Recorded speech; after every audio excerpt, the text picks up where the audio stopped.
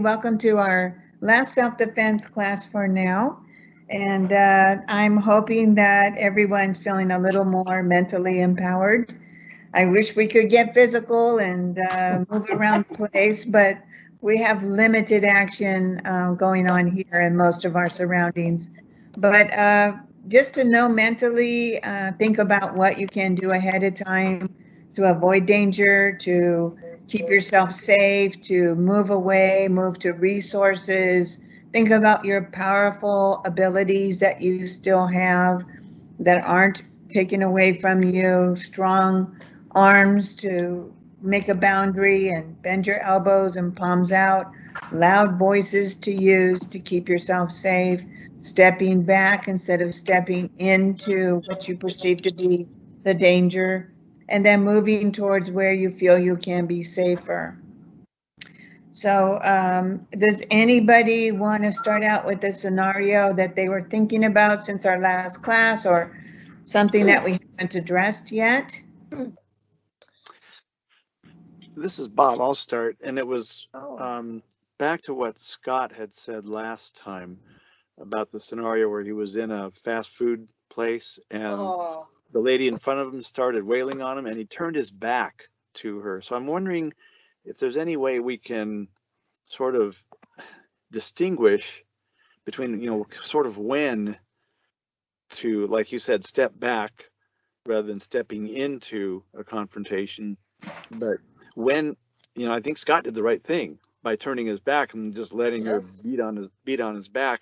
I think he assessed the situation that this person is Yeah. mentally unstable and and just kind of rolled with the flow. I really admired how he responded. But I'm wondering, my question is kind of when, I guess his scenario is an example, but maybe Terry, do you have a guideline to use in when to do that and when to just step back and face them?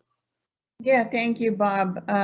Yes, I think Scott did the right thing, but I also believe there was really no other option for him because the resources were not there for him to help Yeah. protect him. Nobody was coming to his Hmm. aid, and had people there, but he wasn't being helped. So the only thing he could do was to shield the most vulnerable parts of himself, which he did. But unfortunately, that still puts you in quite a bit of danger because you don't know if the person's going to break out a weapon and Right. use it when you're turned away from them into your back. So there's a lot of serious things that can happen when you do that too. The surprise of the attack is where there wasn't any ability to defend ahead of time. So I'd like to ask Scott if there were any signs ahead of time when you do hindsight, which is 2020, of course, for all of us, right? But if you look back, Scott, and think about if there were any signs of that impending situation before it got to that point. Were you feeling certain signs that maybe you look back on now and you think about our self-defense strategies that you would do differently? That's what I want to know. Hmm. That's a good question. Thank you, and thank you, Bob, for your supportive comment. But I really can't. It just happened so quickly. There was no advanced warning. Other than I probably should have just minded my own business. But I felt like there was a social, cultural injustice going on that that was inappropriate at the time, and I have a hard time keeping my mouth shut sometimes when that happens. But in hindsight, like you said, I probably should have just minded my own business and not said anything. So do, Scott, I feel your pain when I want an example for me. I was severely bullied when I was in school, and a lot of it was happened through elementary school. And as a result, whenever I hear somebody being mean to somebody else or anything like that, I want to turn around and say something. And even if my gut is telling me you need to just stay out of it and keep your mouth shut, but I have a hard time doing that sometimes when it comes to bullying. So I feel your pain there. Yeah, I would like to comment too, is I have absolute admiration for why you did that. You know, I concur that when there is injustice or words being said that are hateful, then the tendency is to not allow for that to continue to take place, at least from my point of view too. But one thing you can do by still speaking your mind strongly and firmly is when you feel you're about to say something, which you really feel you should, because under the circumstances to allow that to take place is also causing its own damage, right? Yeah.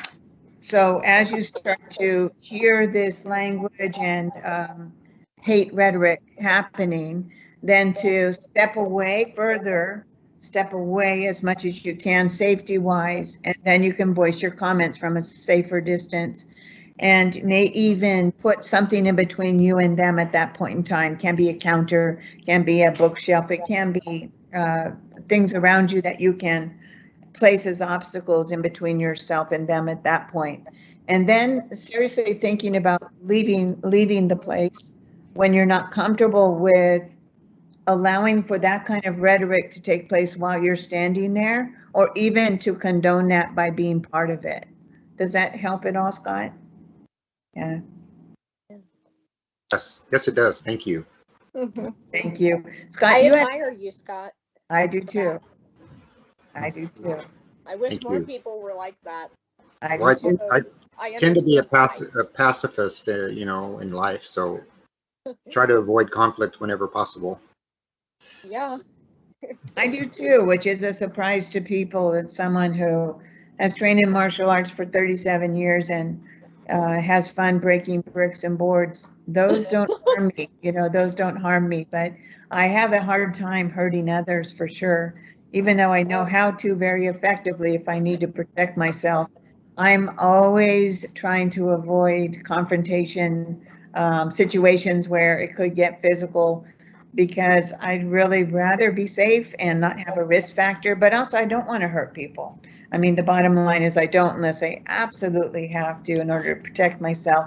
But when I moved to action, which unfortunately a few times I had to because I was in danger, then it usually only takes one very strong, determined action for them to back up and go away. And I have found that to be true because the unexpected thing is that somebody they perceive to be vulnerable in whatever way their perception is. Maybe they're small, you know, I'm 5'1", so I'm not very big. And they may be perceiving me to be an easy target. When I surprise them, then there's usually that starting factor for their own safety that they move away from me. So, yeah. So Terry, you're not going out to pick a fight? Well, you know, a lot of people do perceive someone who's a martial artist to be that kind of person. And it's absolutely the opposite because we are peace seekers. And that's why we learn the ultimate discipline for our mind and bodies in order to avoid danger and be more defensive in life instead of offensive. So it's actually a very striking opposite to what the perception usually is. Yeah. And Terry, Scott just asked another really good question. I love how he kind of feeds into this. I want to expand on it. How many of you in the class have neighbors or people around you who are negative? I bet most of us do. Yeah. And when Scott said, I'm not, you know, like you said, you're not out to go pick a fight. So often, and I have a neighbor who is a poor, unhappy old lady, and all she knows how to do is criticize or ask a question that would lead toward an argument. And I'm trying to figure out, okay, what's the psychologically that we're talking about physical self-defense, but what about emotional and psychological? I don't know if we're going too far afield here, but for those of us who are blind and depend on our hearing to communicate, and we get a bunch of negativity thrown at us, I'm like Scott. I tend to want to just roll with the flow and just let it roll off my back and deflect it, a way, not internalize it where it eats me up inside, because that's not healthy. But I also, maybe should I say, can you, I would appreciate it if you try to be more positive, if that's helpful at all, or some statement, some attitude that would help me defend myself more psychologically against that kind of stuff. I've got a family member. Well, I had one that passed away, and I have one that is kind of like that too. That, yeah, I might not see him very often, but still, it's, oh my God, like.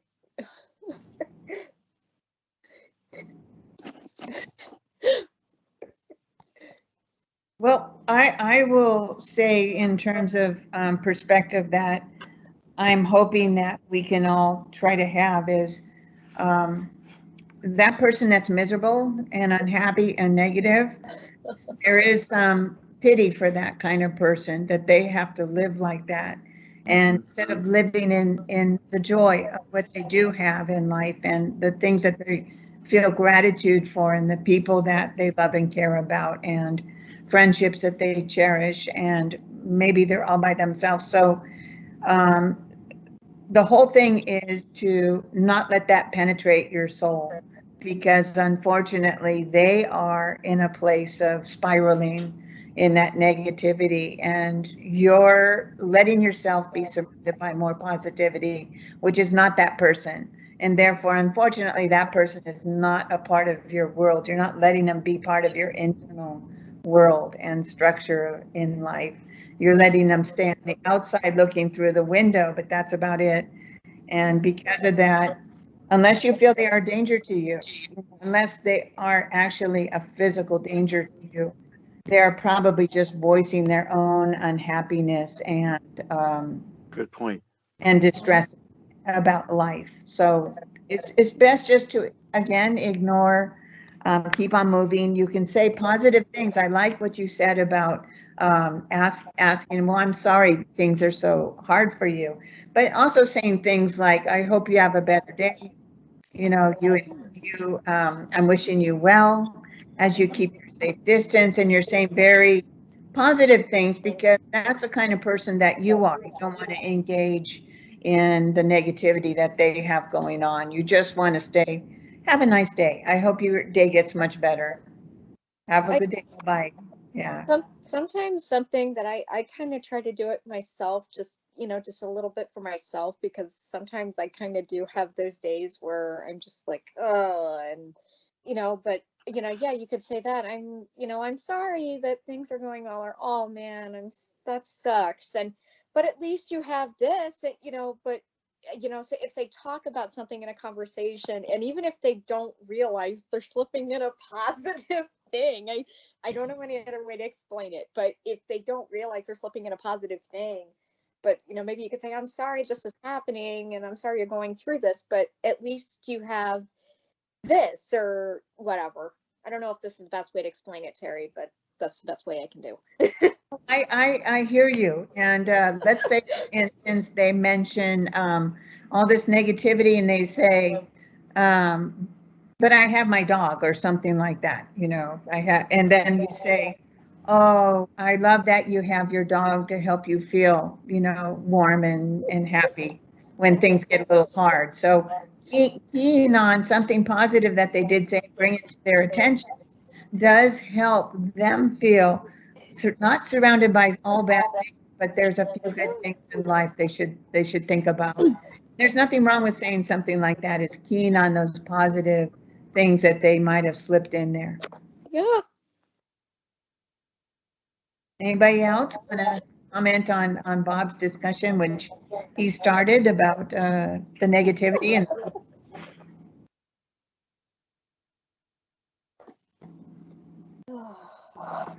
that's good. Scott, you had raised your hand at the beginning of the class when I asked about questions or scenarios or thoughts. Did you have a question or thought? Yeah, just I had shared with some friends of mine that I was taking this class, and they were really encouraged. Then one of my friends posed a situation that is happening quite a bit in San Francisco lately, where a lot of the Chinese population is being attacked, especially elderly people, but they're not like just attacking them. They actually go and push them over and knock them to the ground first. That's like their a tactic, is to knock them to the ground. So if that scenario was to happen, my friend was asking what sort of self-defense techniques would you employ at that point if you've been, like, you know, knocked to the ground unexpectedly, rather than somebody just grabbing you. Yeah, that's a very scary situation where you always want to try to be on your feet, but if that's not possible, you end up on the ground. You want to quickly move yourself to a position to where your body is with your hips on the ground. So that would be sitting up with your hips on the ground. So even if you land on your stomach, you're flipping over to your hip, right? So that you're actually, or on your buttocks, right? So you're on that. And then you can use your feet to start kicking at them to keep them away from coming into you. What they would expect is for most people to go to their arms flailing to try to stop somebody. It's real easy to get right on top of you when you're doing that, because your arms are not that long and they're not that powerful, and especially when you're on the ground, because you don't have a lot of momentum from standing and generate the power. So going to your feet to kick at them, and then yelling for help and what's going on, and explaining, who are you? Stop, you just knocked me to the ground. Please help me, somebody. Who is this person?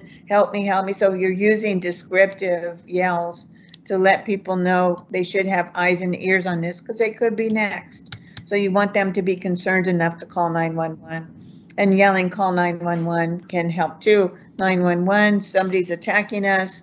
Please call 911, help us. And then you're getting to your feet as soon as you can. And that means oftentimes to where you've braced your arms behind you when you're with the hips on the ground. So you've lifted yourself up, you're kicking with your legs. And when you get a moment of them pausing and drawing back, you get one knee underneath you to start to lift, the other knee to start to lift up. And then you're in a situation of moving away from them. So you've now turned your hips away from them to stand up. I know it's hard to explain without me being able to work with you, but does that make sense, Scott? Does that make sense? Yes, that was really helpful. Thank you. Oh, good. Thank you. Does anybody else have any thoughts on that?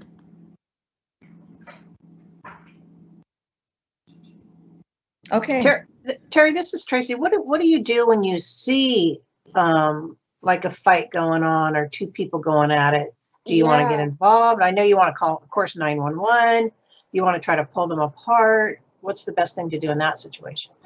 Yeah, and also I kind of have a little piggyback thing on that, because like what do you do if there's a fight going on in a in a building such as a school or in a room, and either if you don't have anyone around to help you, or you're trying to get somebody to help you. And also, since I've carried 20 to 25 pound book bags for a long time, and as a result I lift with my knees and not my back. What do you do? Is there a way that you can get up and do that? Because I find like I have to brace my arm or hand on something and then get up, or if I'm kind of getting up and pushing with my leg, and I can't get it, like not that I can't, it's just that it's really hard to kind of get up from my knees without pushing something up or bracing against something, and I'm not always going to have that. Okay, is this Dawn? Yeah. Okay, so Dawn, can we take your question right after we cover the one Tracy said? Because because one of them piggybacks off of it. Yeah, they do. Okay, so I'll start with what Tracy was mentioning is please do not get involved in pulling apart a fight or getting close to the aggression that's going on. Step away as far as you think you're safe. And then you can make the 911 call to explain what's going on. That's dangerous for everybody around. And then make sure when you make that call that you're still in a safe place. You can use your voice to yell from across the street or yell from a further distance away to where they won't come at you, but you are drawing attention to what's going on. Like, hey, stop it. What are you doing to that person? Leave them alone. Stop hurting them. So you can start yelling descriptive so that the person who's being attacked is able to get eyes and ears on what's going on and telling people to call 911. But no, don't get close. Don't get pulled into it. Even if it's your best friend or even family member, the best thing to do to get help for them is to move away so you don't get pulled into it too. And then the person that cares about you or a friend is worried about your safety on top of their own. So it's best to move away to a safe place and then make the alerts known by voice, by using your phone to call 911 and draw people in, or going into a store and explaining what's going on and getting help that way. So it's really recruiting others to be of assistance and not being by yourself where that person's being attacked. It's hard to do, but that's what is safe for you, but also safer for the person being attacked. Because if you get drawn in and you're hurt too, then you're not much help. Does that make sense? Yes, thank you. And now to Dawn's question. Dawn, have you ever, if you go down to sit down on the ground, and I know you were mentioning about bracing yourself, are you able to practice going into a standing position by using your core, which will take practice, which will take a lot of practice, but you're gonna take one leg and you're gonna put your balance with your knee bent onto that one leg, and then keeping your back straight as you can, you're gonna pull that weight up, still keeping that weight on that one leg until the other knee joins to step up too. So it's bracing yourself on one leg until you get the other leg up underneath you, and you're using your core to stand up. This is very important for all of us, especially as we start to get older, that, you know, we end up on the ground for different situations. And as we get older, we may end up falling quite more often without as much balance. So it's very important to practice from a sitting position on the ground, just getting up from that without using anything around you. And every time you have the opportunity to lean down and get something, then practice bending your knees and then coming up from your center to stand straight up instead of grabbing onto something. And it will take time to build up that core strength, but that will be helpful. Yeah, because I've always lifted with my knees and not my back, which I mean is prudent because the bags are 20-25 pounds. Braille's so darn thick that you gotta do that. Right, that's right. And then, We have a question from Michelle. Okay, Michelle. I wanted to tag in with the first discussion where not to get involved with a fight. I was in attendance at another blind association group here. I'm in Southern California, so I'm and we were at lunch. It was a group. There's probably 80 people there at this facility. And there was a young man having a bad day and he was taking it out on someone else and it was going to get physical. But they were probably 6 to 8 feet apart. Now the recipient has other issues other than just blindness. He's autistic and he does have some anger issues. And I actually just, once I heard the commotion going on, I got up out of my seat, grabbed the recipient and started walking away and walked him away from the situation. And then finally came across a couple of employees and they took care of the other person who's the aggressor. 911 was called. Police finally showed up, a good 2 hours later. So of course, I know you said don't get involved, but I thought that would be the better idea. So was that not the appropriate thing to do? If you have a large amount of people around that can be recruited to help out with the situation, if you can get them to come help too, if you're not by yourself. Okay. where you get into more dangers, where all by yourself, you put yourself into middle of something like that, and you don't have any other assistance to be calling 911 or to be helping out from the outside. Yeah. So that's really just not going solo into situations. Yeah, and I probably reacted because I was more comfortable.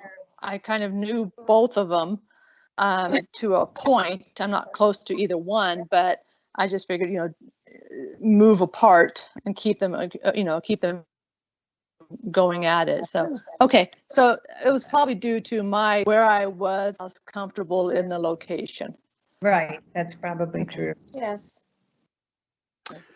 Terry, this is Bob, and this is a corollary off of Michelle's question. I love these questions because it gets me thinking about other scenarios. What is the point where I'm overstepping my grounds as a good Samaritan? And those of us who rely so much on our hearing, we hear what's going on around us. And years ago, I was living in an apartment complex, and I heard a disturbance above me, and I heard a small child say, "Stop hurting me." And I heard some beating, and so I definitely heard some child abuse. And I don't know, I don't remember. I think I called 911, but if I hear something like that, especially if it's in a home and there's maybe some domestic abuse or child abuse going on, am I stepping out of line by calling 911, or what's the threshold in a situation like that?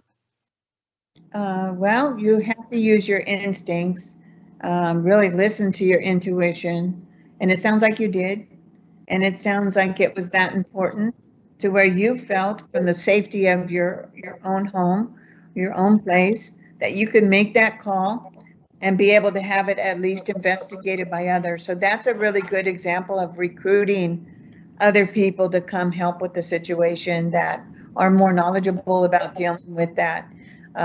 You did the right thing in drawing attention to what was going on, but having other people look into it. For yourself, you didn't go down there and knock on the door, right, No. Bob? No. Yeah. So that was excellent. I think you handled it perfectly appropriately.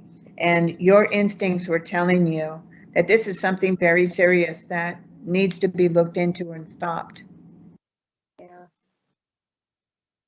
Well, sometimes, I hear things, yelling going on in a house, and I don't know how temporary it is. Sometimes it's a quick, exchange and then it's over, but sometimes, you just don't know whether it's going to escalate real quickly into something physical and dangerous. Yeah.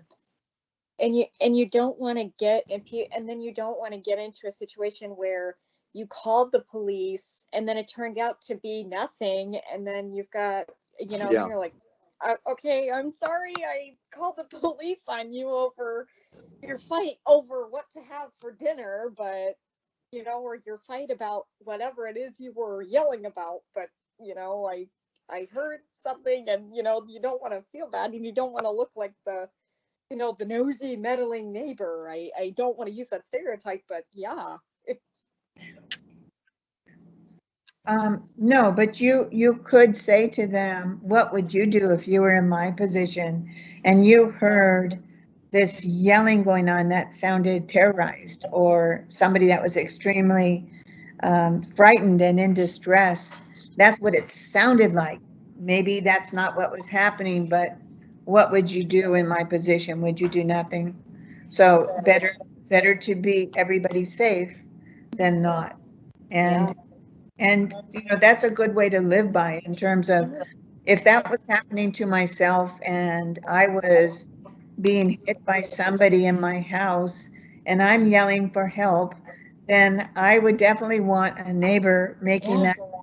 Now, if I was just yelling because I was super angry because something personal that I was not happy about, and they called, then I would be glad because they're helping. They're reacting in terms of safety. And although I'd be saying, well, to the police, I didn't do anything, there was nothing going on, I just got mad, I just yelled it too loudly, I would rather the neighbors be getting involved to make sure I'm safe. That period. Yeah, yeah, I would rather that too. It's just, I'd hate to call the police on somebody because I heard, I heard something, a big thump, and really it was, I just dropped my crock pot from when I went to go put it away or something. I know Right. that sounds ridiculous. No, and you probably wouldn't call over something like that. That's a very minor situation. You probably wait for more follow-up to see if you really do need to make that call. So by the time you make that call, you've already had several clues Yeah. that this was not a good position for somebody to be in inside a house, and Yeah. that means they need a little assistance. And if it happens to be a safe situation, everything was fine and you misunderstood, better safe than sorry, because you would be awfully feeling awfully sad and guilty if you didn't do anything and something happened to somebody. Yes. Just Yes. that thing, right? Yes. Definitely. Anybody else have some other kind of scenario we could venture into? At our last day, you may have some other queries. Hey Terry, this Philip, Hi, Philip. and I think what you're saying here is a lot of times you just need to use your common sense, and common sense will tell you when you need to call law enforcement and when you don't need to. Because I had a scenario probably about 20 something years ago where I had some neighbors. I was living in a mobile home park, and I had neighbors that were blaring their music at 3:30 in the morning, Oh, and jeez. it was just shaking the walls. And that was my first thought, was to get up and call 911 and, have them come out. But I thought, no, let's try a different approach, because there's nothing violent. They're not threatening me or nothing like that. So I wound up just putting up with it for the night. And then I went the next day and called the landlord and told him, and he went out and talked to him. Well, the next time they done it, then I called 911. Yeah. And so I think it's just, we need to use a little bit of common sense. I mean, your common sense will tell you when there's something real going on, and when there's not. I've had to actually think about it before, saying something to a neighbor about arguments. One time I actually just told the lady, she'd been in an argument with her husband. I said, just come over here and to the house and call your mom, have her come get you and the baby, and I'll talk to him when he comes in. And I did, and a few days later, it worked out fine with them. But it's just sometimes you just gotta think before you act. Yeah. Right. Yeah, no, that's great, Philip, and thank you for sharing that, because we know that our common sense is made up of instincts and our past experiences. And if we take a moment, instead of just reacting with emotion, instead of just reacting with our first instinct to just jump in, if we take a pause and just assess the situation, just really assess it, and then think about all the factors that are at play, and think about whether or not this is a real situation or are your own thoughts of past things happening to you interfering with assessing a situation with a clear mind. So I think that's excellent what you did and said about common sense and instincts. Yeah.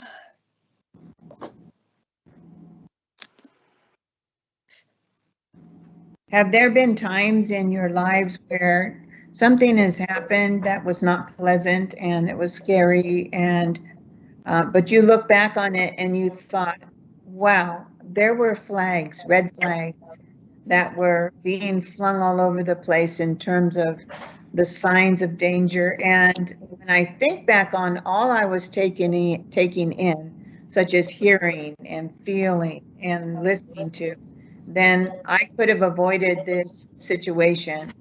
Again, we often ignore all the signs that are telling us we need to remove ourselves from a situation. and to back up and move away and get to a safer place. And listening to our all the things that are going on and our instincts is what's going to get us out of that situation before anything happens. Terry, this is Bob. One of the scenarios where I say to myself afterwards, I hate when that happens, it is I am really slow to respond on my feet.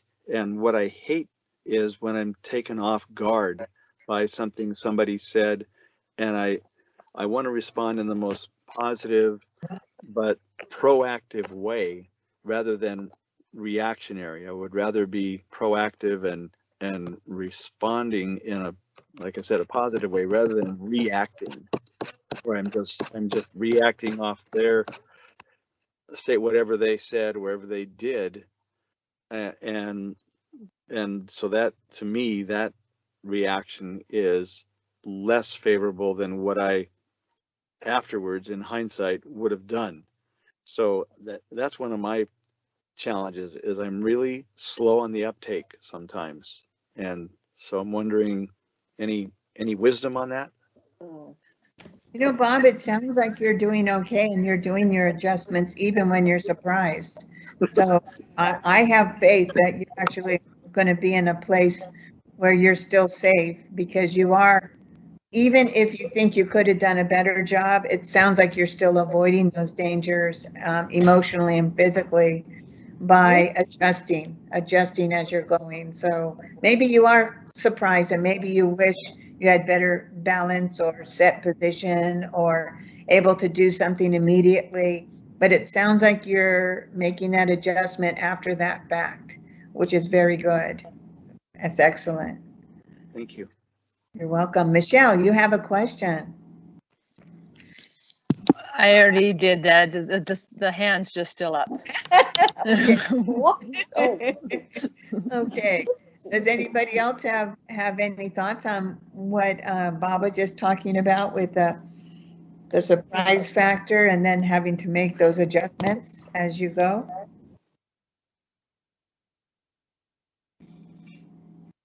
What about when you go into your homes and it's in the evening when you go into your homes, do all of you turn your lights on regardless of whether or not you need them? I do. I don't. I do that all the time. I'll turn them on. If my parents are away, that's one of the things that I'll do. They'll let me know when they're going somewhere and whether she's locked the door or not. But I'll still, if I'm going down there, I'll flip a light on. And if they're away overnight, I'll actually go down and flip a light on for a while, just at nighttime, just so that people will know, hey, somebody is here. Good.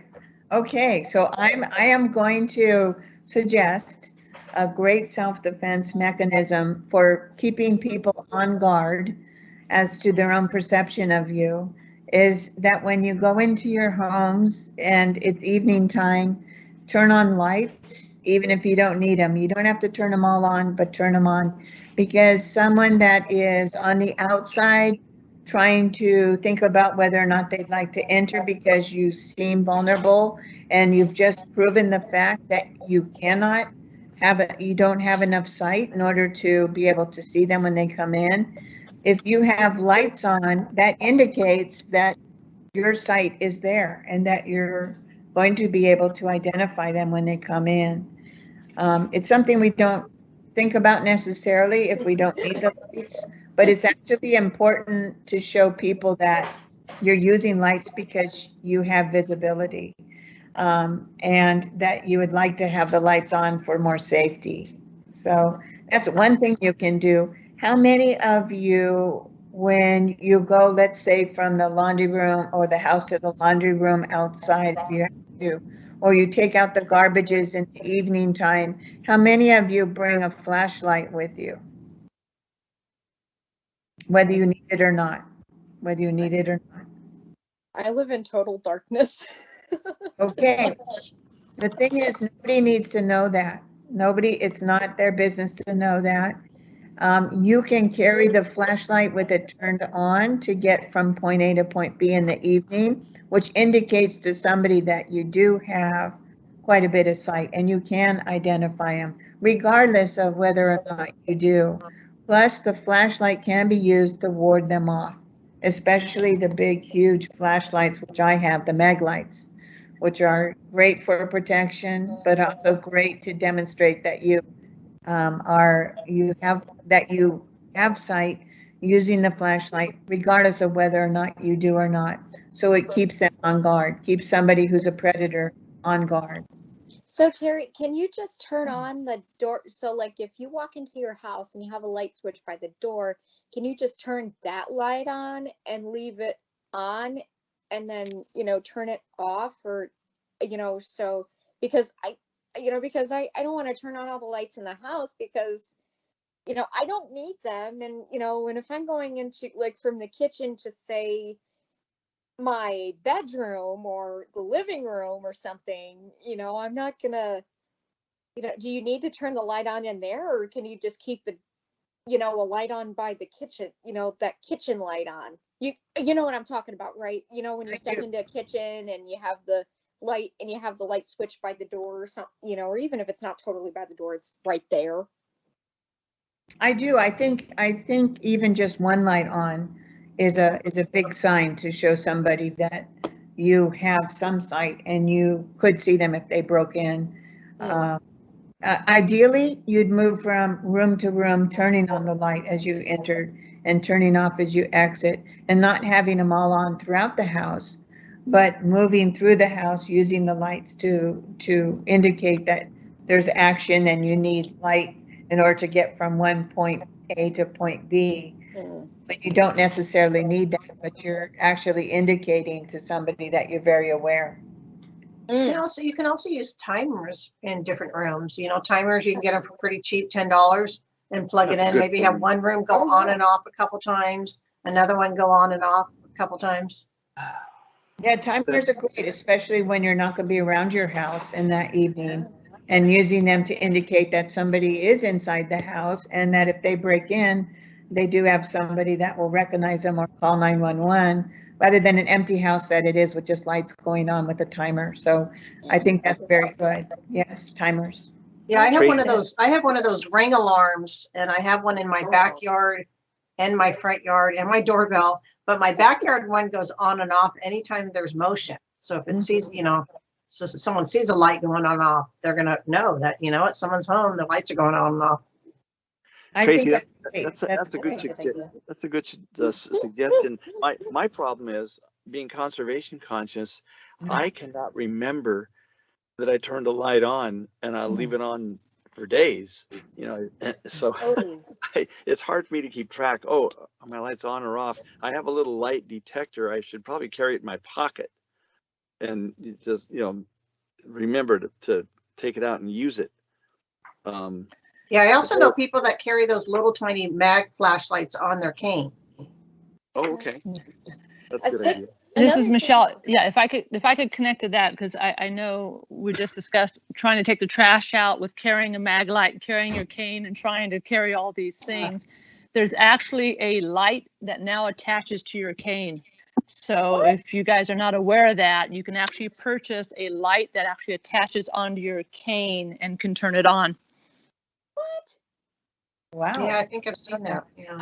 I had never heard of I haven't heard of that. Yeah, thank you for that. Hey, I think it's ambutech.com. Oh, yeah. Hey, Bob, I don't know if he was the one that said the conservation thing, but another thing you could do, like, I don't know, do you, one of the things probably everybody has in their pockets, or at least near them, is their cell phone. If you have a smartphone, you can do this. There's an app. It's called Seeing AI, and one of the things that has in it is a light detector, and you can even program a Siri shortcut, and you can even put that on your home screen, or have it to where you can just talk to Siri and you can say, "Hey Siri, did I leave the light on?" or something. Good point. Thank you. Yeah. You're welcome. Anybody else have Any questions or scenarios? Well, Terry, this is Philip. What you were saying about the carrying around the flashlight outside, you know, I live up in the mountains here in North Georgia, so yeah, I do this a lot. I carry one, sometimes a small one, if I think I might need one of the larger ones. I've got one of the long mag lights like you were talking about, and you can use it as a weapon because I got attacked a couple of years ago by a dog at like 2 or 3 in the morning when I was outside for some odd reason. I forget why I was outside that time, but attacked by a neighborhood dog, and that light, and it's a heavy flashlight. I actually fended that dog off, and then another thing, like here the other morning, we were without power for a good 12 hours. Oh. So I had that light with me to, just to let my parents know when I come down to their house from my house, just let them know it was just me coming to check on them.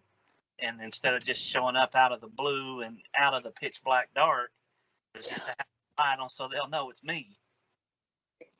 That's great. That's great. Yes.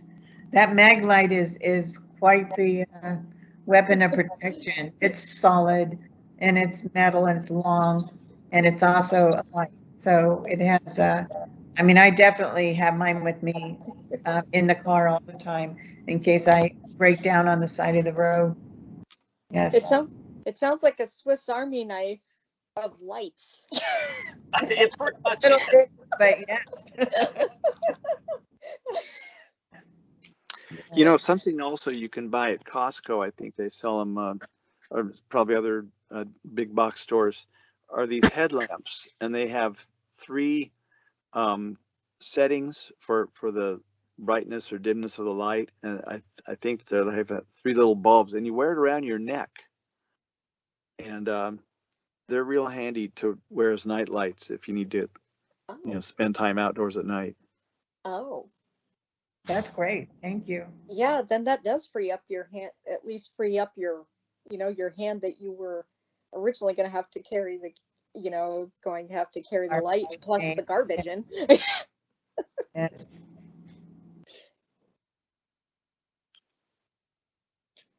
What? Yeah, Go ahead. my wife also bought, I forget where we got these, but not only for us, it's a little thing you wear around your neck and a little battery pack you keep in your pocket, and it's these LED lights that really brighten up, and you wear it around your neck walking at night so people can see you. I've had several people tell me, a cab driver, a friend of mine, said, "Hey, I saw you walking down the street, late at night when I knew it was you because you had your bright lights on around your neck." They also sell them for guide dogs, a little little collar with lights on it, LED lights, and my wife uses it for her guide dog when they go out at night. Wow. Yeah, the more visibility, the more safety for so many reasons. So the lack of visibility breeds opportunity for someone that is looking for attacking a predator or somebody who doesn't mean well. So you want to always create as much as you can around you, high visibility, whether that's only being out when it's daytime or at nighttime being lit up, as Bob is, which is great, and thinking about how you can always make yourself more visible so that it's not such an opportunity for somebody to attack. Tracy, I'll try to find out where exactly we got these, and I'll send you the information if anyone would be interested in finding out where to get these things. Yeah, thank you. That is great. Do most of you, when you're going someplace, have somebody that you could let know that you're leaving your house and you should be back at a certain time, and if you're not, to come see if you're okay or to look around for you? Yeah, we do, but the problem is we do, but only one of us in my house has a cell phone because of financial stuff, you know, so they're just so expensive. And at least in my case, the cell phone that we would have to get for me, unfortunately, it's already pricey by default because of, you know, made by a certain company that we all know well. So you say that you're in a house with other roommates? No, yeah, I wouldn't call my parents roommates, but I live with It's my okay. parents. It's all right.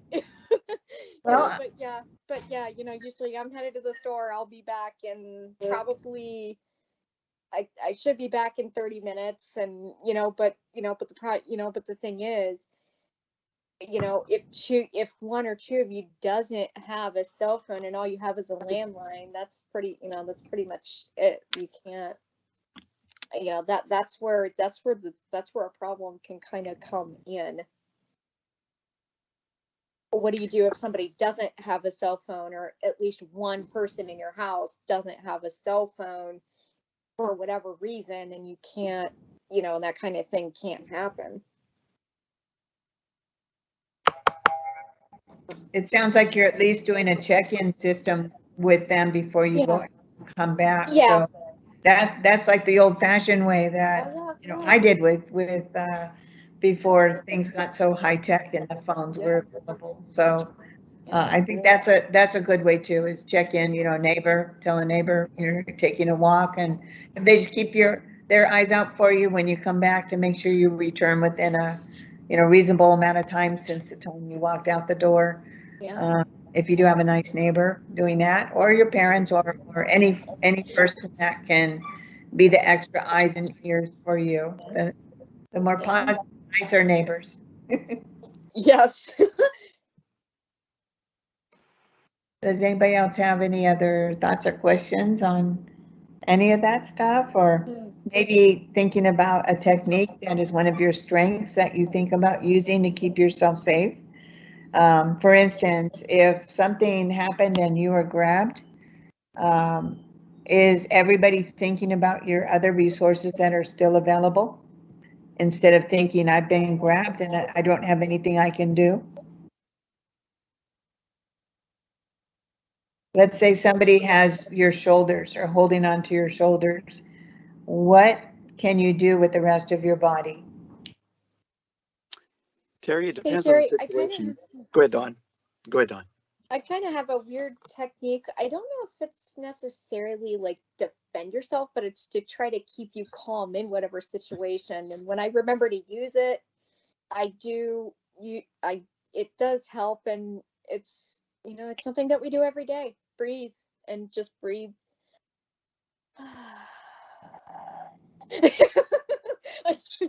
Yeah, just breathe. My mobility instructor kind of taught, and I use that for street crossings and just different things that even are and aren't related to self-defense.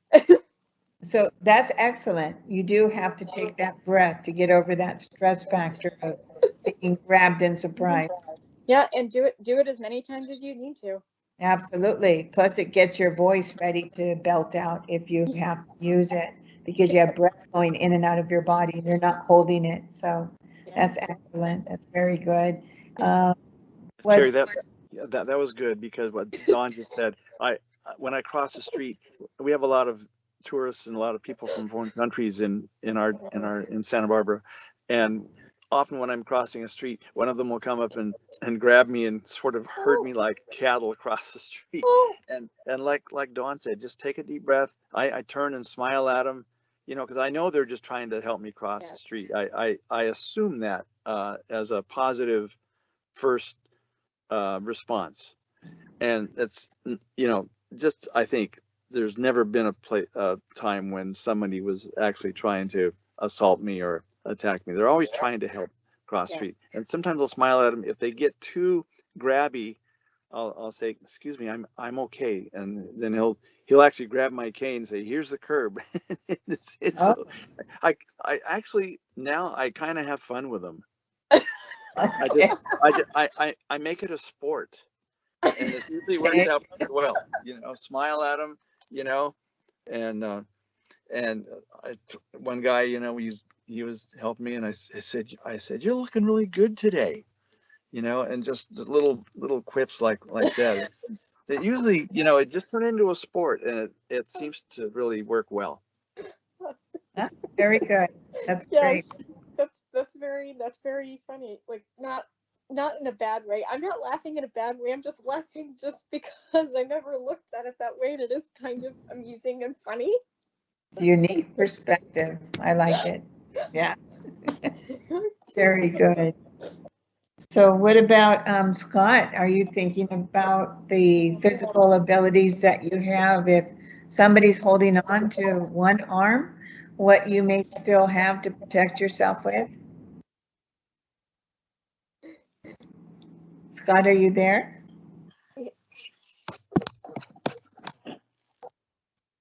I think he's muted. Okay. Okay, I think it got muted. Sorry about that. Did I hear my name? You are. Did I hear my name? Yeah. Scott, I was saying to you, when somebody might be holding on to parts of your body, grabbing you, so to speak, and getting overly aggressive, let's say they hold on to your shoulders and pin you against a wall. Can you tell me what you're thinking now about being able to do to protect yourself? Yes. First of all, shout no or get away, and then put my arms up to push away. Wow. It just started pouring down rain here like crazy. I haven't had like one drop of rain for a year. Oh. And now it's like pouring. Where are you, Scott? Palm Springs. Oh my gosh. Oh Pouring no. Palm Springs. Wow. I can hear the rain. Yeah. Oh It my God. sounds very calming, but I'm sure it doesn't feel that way. I'll put it on mute. Sorry, it's really loud because I live in a mobile home, so it hits the metal on the roof. But Scott, also thinking about your legs you can use to kick out, to keep them off of you, especially if you're pinned and your shoulders are pinned. Your arms might not be able to be used in that situation, although you'd like to get them up as soon as you can. That may not be the case if your shoulders are pinned back or your elbows are pinned back. But you do know that they're busy holding on to you, and while they're busy, they're open. And when they're open, you use your legs. And you kick into shins, stomp on the feet, kick into knees to get them to back up, because then that can get you free to be able to move towards where you feel safer than you do with that person. So thinking a little bit more, well, all that you do have, not what's taken away, immediately shifting into that. And like Dawn said, breathe. Breathe Breathe. and aim for the family jewels. There you go. There you go. Well, on that note, we will finish our last session. Thank you all so much for being part of our self-defense. And it was a great joy to have all of you with this class. Thank you. Thank you, Terry. Thank you, Terry, and thank you everyone Thank you. for joining. We appreciate you. Thank you. I appreciate all of you too. Thank you for including me. Thank you both, Tracy and Terry. Both.